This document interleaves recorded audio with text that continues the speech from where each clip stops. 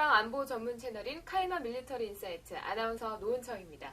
오늘 이 시간에는 북핵 미사일 위협에 대한 여러 가지 의문점을 해결하기 위해 이 분야 최고 전문가이신 박희락 국민대학교 정치대학원장님을 모셨습니다.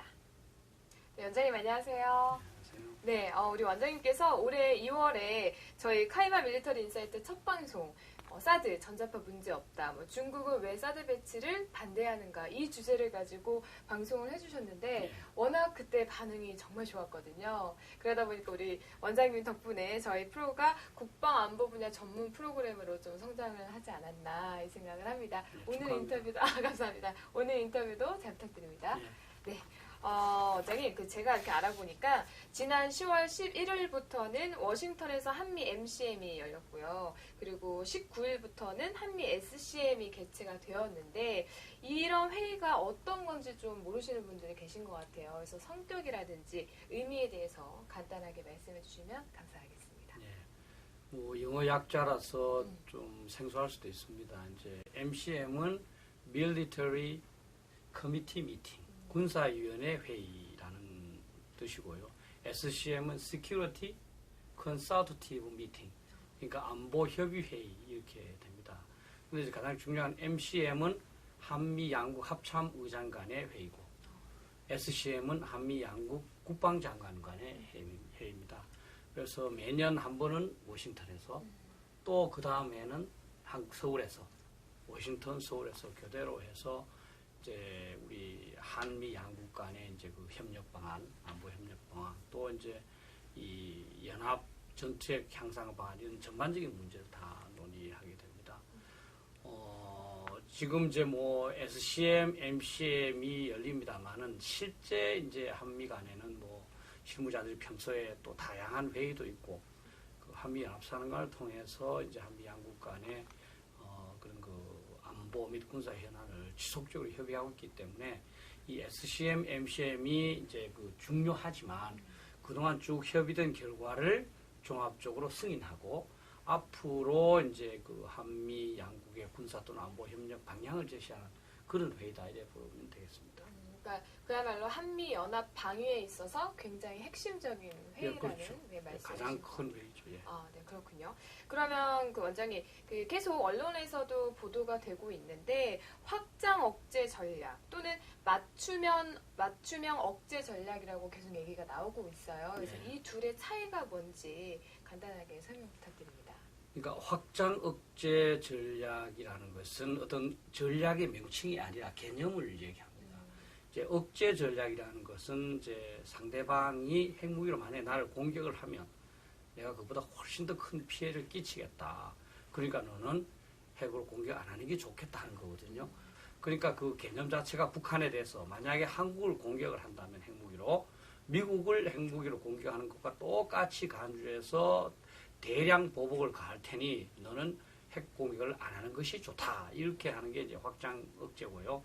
그러한 확장 억제 중에서 한미 양국의 능력, 또 이제 우리 한국의 여러 가지 이제 지형이랄지 또 북한의 위협 정도 이런 전부 상황에 맞춰서 그런 확장 억제를 하나의 구체적인 전략으로 만들어내서 지금 적용하고 있는 것, 그것이 맞춤형 억제 전략이죠. 그러면 결국에는 그 두 개가 모두 북한의 핵미사일에 대한 한미 연합의 대응책이라고 봐도 같은 개념이죠. 같죠. 그렇군요. 그러면 원장님, 북한이 지난 주말에도 무스탄 핵 미사일을 발사했다고 얘기를 하고 있는데 이 북한의 미사일 종류가 꽤 되는 걸로 알고 있어요. 그래서 그거에 대한 능력이나 종류에 대해서 설명을 해주시면 감사하겠습니다. 우선 아마 국민들께서는 미사일 명칭이 좀 생소할 거예요. 근데 북한은 나름대로 화성이라고 화성 1호, 3호 이렇게 붙이고 나갑니다만 북한이 미사일을 쏠 때 우리가 화성 3호다, 5호다 이렇게 계속 발표를 안 해주거든요. 그러니까 우리 나름대로 뭔가 식별할 이름이 필요하잖아요. 그렇죠.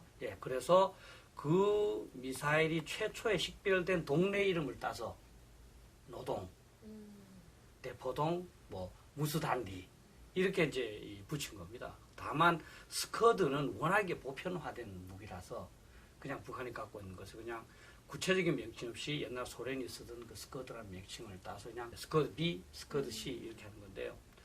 가장 이제 국민들께서 좀 중요하게 생각해야 될 게 스쿼드든 뭐 노동이든 무수단이든 다 이제 핵탄두를 실을 수 있거든요. 그런데 짧게 가는 것일수록 무거운 걸 실을 수가 있습니다. 그 말은 핵무기를 적게 소형화할 부담이 적다는 거죠. 스쿼드에 실으려면. 그러니까 한국을 만약에 공격을 하려면 핵무기를 스쿼드 같은 게 탑재 중에 한 1톤 정도 되니까 1톤까지만 줄여야 되는 거죠. 그것을 만약에 미국으로 실어 보내려면 그거를 이제 한 500km 정도 더 줄여야 됩니다. 그래서 이제 소형화의 얘기가 이제 상대적이기 때문에 국민들이 헷갈리는 거죠.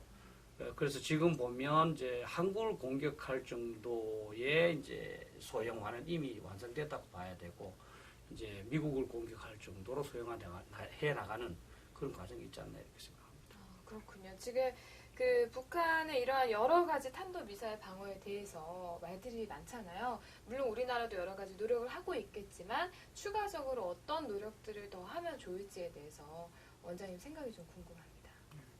그 탄도미사일 방어는 뭐 그리 복잡한 건 아니고 비행기에 쓰는 개념을 탄도미사일에 쓰는 겁니다. 비행기가 오면은 그 요격이라고 그러거든요. 영어는 인터셉션.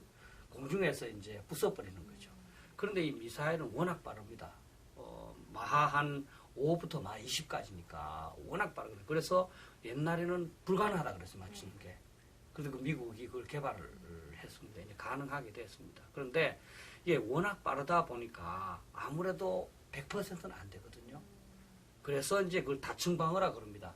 그래서 뭐 현재 미국이 이제 갖고 있는 거는 한 150km 정도 높이에서 한번 1차적 요격을 하고 거기서도 만약 실패를 했다. 그러면 이제 15km 정도에서 한번 또 요격하는 대체적으로 한 2번 정도의 요격 기회를 갖는 거죠. 그래서 맨 위에 150km에서 요격하는 무기로 만든 게 이제 사드라고 이제 우리 한국에 배치하려는 거고요. 그 다음에 15km에서 이제 요격하여서 만든 게 패트리어트라고 지금 우리가 그 패트리어트 뭐 어드밴스드 캐퍼빌리티 PAC2라고 해서 그걸 갖고 그것은 이제 3로 바꾸려고 그러거든요. 네. 이렇게 해서 이제 그 미사일 방어를 단계적으로 하는 거죠.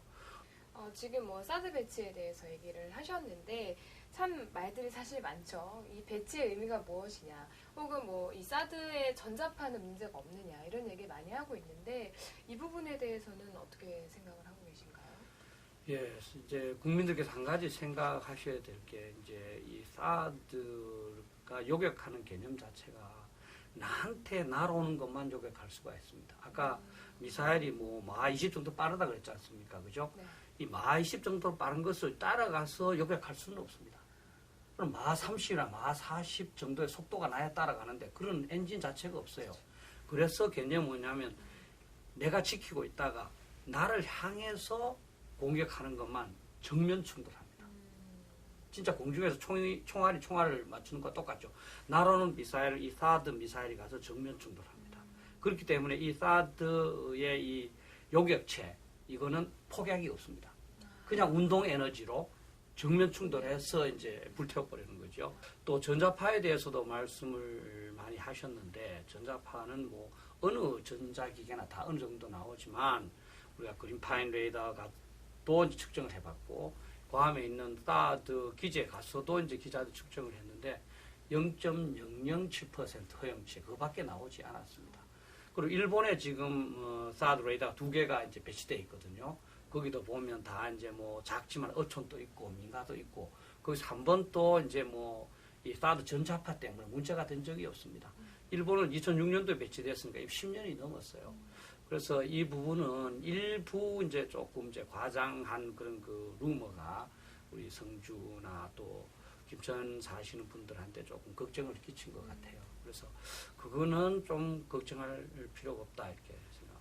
네, 알겠습니다. 우선 이번 1부에서는 여러 가지 궁금증에 대해서 간단하게 해결을 해보았고요. 이어지는 2편에서는 선제 타격의 개념에 대해서 그리고 추가적인 의문점에 대해서 원장님과 추가적으로 말씀 나눠보도록 하겠습니다. 고맙습니다.